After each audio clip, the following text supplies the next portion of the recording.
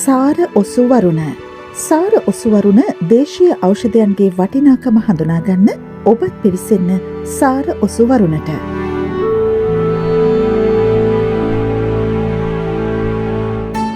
සාර ඔසුවරුණ එරුන්දෙනිය ආයුර්වේද රෝහලේ සමාජ මාධ්‍යජාලා ඔස්සේ බලාපොරොත්තු වන්න.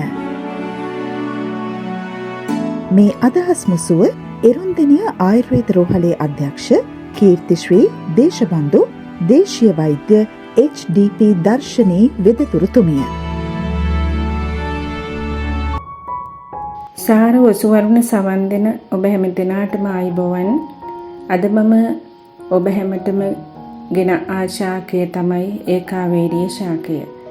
ඒකාවේරිය ශාකය ඉතාමත් වටිනා ශාකයක් නිසා ඒකාවේරිය ශාකය හඳුන්වා දීමට මම සූදානම් වුණා. ඒකාවේරිය ශාකය අද වඳවීමේ තර්ජනයකට මුහුණ දීලා ඇති බවත්, එවැගේම මේ ඒකාවේරිය ශාකය අපේ රෝගවලට බොහොමයක් උපකාරී වෙන ඖෂධ පැළෑටියක් විදිහට හඳුන්වා දෙන්නට කැමතියි.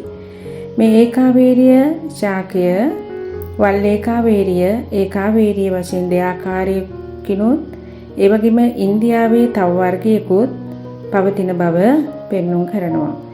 ඒ වගේම මේ ඒකාවේරිය ඔසු පැළෑටිය සියලුම අංග ප්‍රයෝජනයට ගන්නව බව පෙන්වනවා. මේ ඒකාවේරිය ශාකයේ ක්‍රියාවන් කීපයක් තියෙනවා. අධික රුධිර පීඩනය අඩු කරන්න, ඒ වගේම උන්මාදයෙන් පෙළෙන අයට, ඒ වගේම උණ නාශකයක් විදිහට මලබද්ධයේදී ඇතිවන වේදනාව නැති කරන්න, ගර්භ සංකෝචනය වැඩි කරන්න, සර්පදෂ්ටයේදී මේ ඒකාවේරිය ශාකය භාවිතා කරනවා.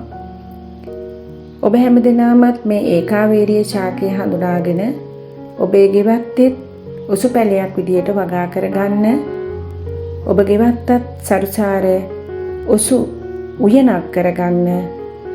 හැම දෙනාටම සුබදායක ජීවිතයක් වේවායි පතමි. තෙරුවන් සරණයි. මේ අදහස් ඔබ වෙත ගෙනාවේ එරුන්දෙනිය ආයුර්වේද රෝහලේ අධ්‍යක්ෂ කීර්තිශ්‍රී දේශබන්දු දේශීය වෛද්‍ය HDP දර්ශනී වෙදතුරුතුමිය. සාර ඔසුවරුණ නිෂ්පාදනය හා සංස්කරණය එරුන්දෙනිය ආයුර්වේද රෝහලේ මාධ්‍යංශය.